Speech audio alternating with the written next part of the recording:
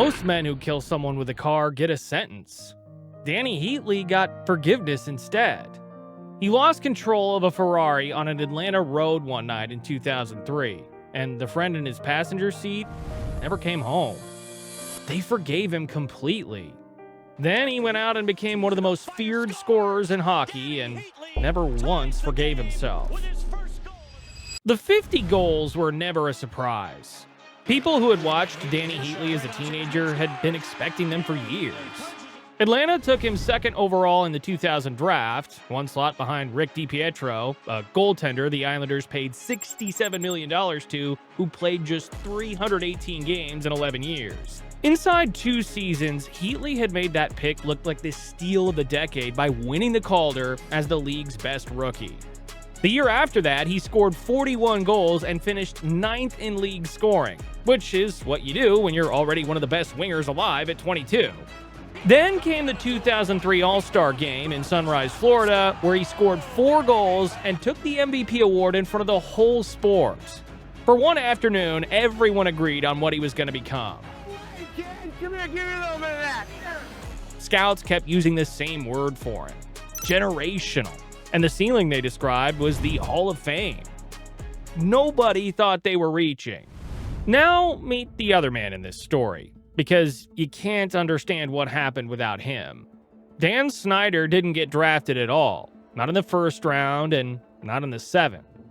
He came out of Elmira, a small town in Ontario, captained his junior team in Owen Sound, and signed with Atlanta as a free agent in 1999 before spending years grinding through the minors, a player who had to earn his roster spot twice a season and knew it.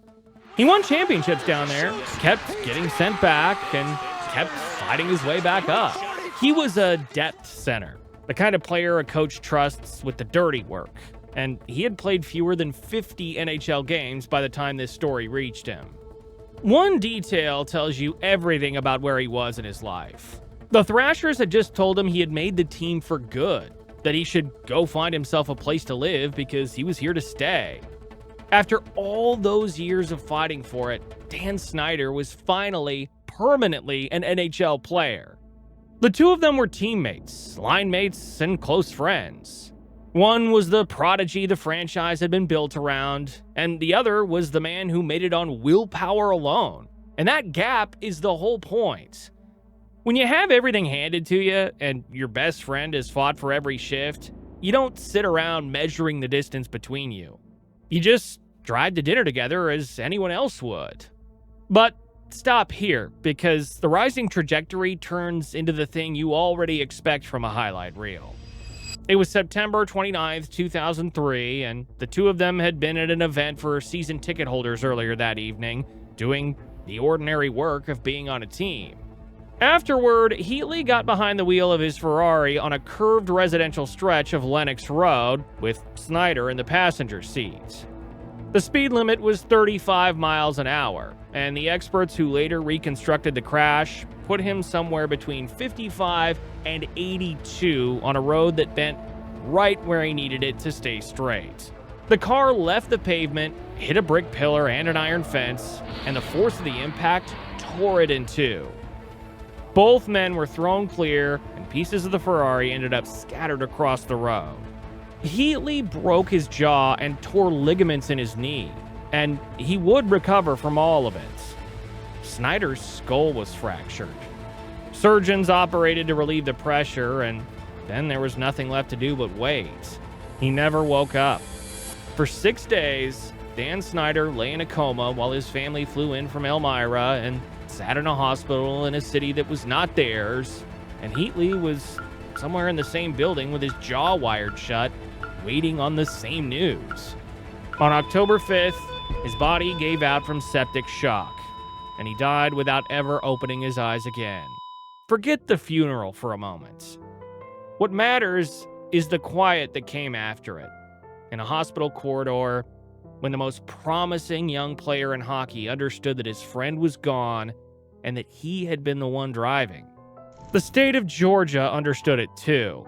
The Fulton County District Attorney brought 6 charges, including vehicular homicide in the first and second degree, and if a jury convicted Heatley on all of them, he was looking at up to 20 years in prison. His career was the least of his problems now. The real question was whether he was going to spend most of his 30s behind bars. And then the Snyder family did something almost nobody saw coming. At the sentencing, Graham Snyder, Dan's father, took the stand, and so did Jake, Dan's brother. Neither of them was there to ask for the maximum. They were there to ask for the opposite, for no jail time at all, because they didn't want the man who had killed their son to lose his freedom or his career.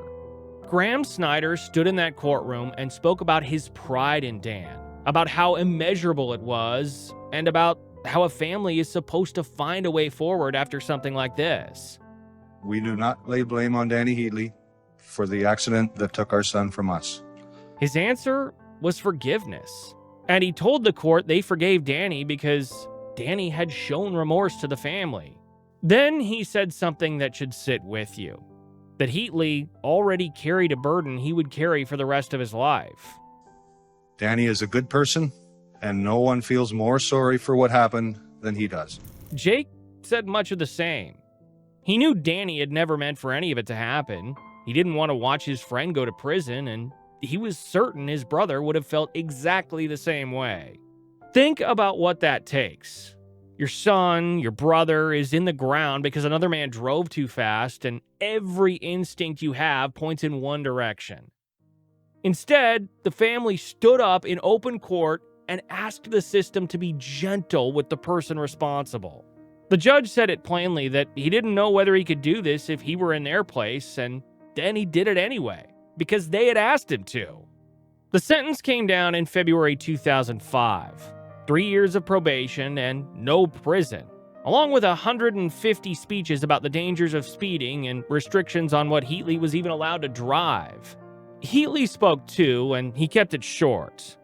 The mistake he made that night was speeding, he said, and that mistake would stay with him for the rest of his life. So the law was finished with him. On paper, the worst was behind him because he was free. He was cleared to keep playing, and the family of the man he had killed had personally asked for that outcome. But the law was never the hard part. A harder sentence was the one waiting for him on the ice, and no judge had handed it down. The team didn't pretend nothing had happened. Atlanta took Dan Snyder's number, 37, out of circulation and stitched it onto the jersey instead, a memorial patch worn by every player for the whole season. They had worn it earlier too, in a New Year's game, and auctioned those jerseys off to fund a scholarship in Snyder's name back in his hometown. So when Heatley returned to the ice in January 2004, he came back with that number sitting over his own heart, the number of the friend he had buried 3 months before. Sit with that image for a second, because there's no clean feeling that goes with it. He was scoring goals while wearing a tribute to the person his own driving had killed. What was he feeling out there, with 20,000 people clapping for him? Nobody really knows because he's never said. He just went back to work, and the goals kept coming, and that's the part that starts to look strange the longer you watch it. A man who could not stop scoring while something underneath him stayed switched off. It's not slam closed. It just, Dany now has, the option he has now is Ottawa. In 2005, Heatley asked Atlanta to trade him because he wanted out of the city where it had happened, away from the reminders, and he said as much. It didn't sit well with everyone, and even Graham Snyder noted publicly how much Heatley owed the Thrashers, an organization that had stood behind him through the worst stretch of his life. Selfish and childish is what I would refer to it as being. And he doesn't understand what it means to work. You know, this guy's been pampered. He's from the West. I don't get it. He's just plain selfish. What else can you say? But Atlanta let him go, sending him to Ottawa that August in a deal for Marian Hossa and Greg DeVries. And the moment he arrived, Ottawa was everything working out. He became a 50-goal scorer in back-to-back seasons and set franchise records along the way. He played on a line with Jason Spezza and Daniel Alfredsson that was among the most dangerous in the league, and the team reached a Stanley Cup final. By every measure that shows up in a box score, Heatley had recovered and then some. Exactly the career everyone had predicted when he was 22. But the people around him kept describing a man who was somewhere else. The production was elite, and the person seemed muted, as though the sound had been turned down on someone who used to fill a room. And you can score 50 goals and still be playing with the volume off. His teammates noticed it. It was not anything you could point to on a stat sheet, but it was there. And then, in a city that adored him, at the height of all of it, Heatley demanded a trade out of Ottawa and would not give the public a real reason why. People speculated, the way they always do, about friction with the coach and bruised pride and money, and maybe some of that was even true. But there's a pattern that becomes hard to miss once you notice it. Because Atlanta had worked and he left, and now Ottawa worked and he was leaving that too. What makes a man walk away from everything that's working? That question is the rest of his story. Psychologists have a name for part of this, survivor's guilt, and the mechanism behind it is cruel and specific. When you live and someone else does not, and you believe you're the reason, your mind doesn't always let you take comfort. Sometimes the kindness of other people only makes it worse, because every act of forgiveness is a reminder that there's something to forgive. And the more people tell you it's all right, the louder the part of you that disagrees gets. Now, lay that over a man who was forgiven more publicly and more completely than almost anyone ever gets to be. The family asked the court to free him, the judge listened, the fans clapped, and the league let him keep playing. From the outside, every door was held open for him. But forgiveness, when you can't accept it, doesn't feel like an open door at all. It feels like a debt that keeps growing, because there's no way to ever pay it down. Look at the rest of his career as evidence.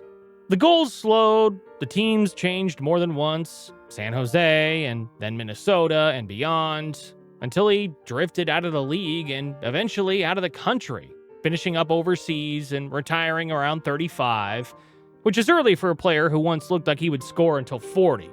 In the few interviews he's ever given, he doesn't perform the grief, but it sits right there under the surface, controlled and permanent, the way a thing is when a person has quietly decided to carry it alone. The Snyder family forgave him out loud in a courtroom in front of a judge.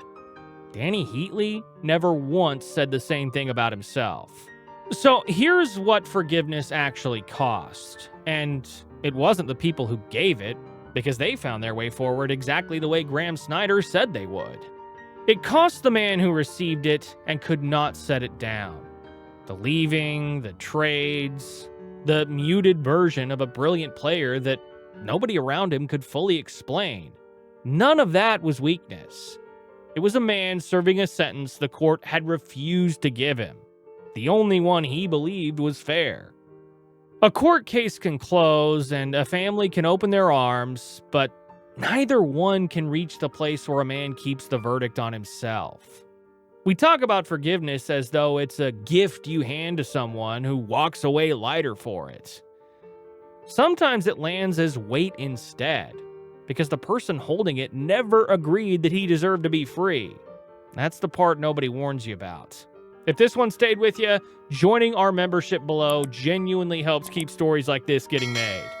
Next time, we look at a player the game used up and then forgot about, and what that silence ended up costing.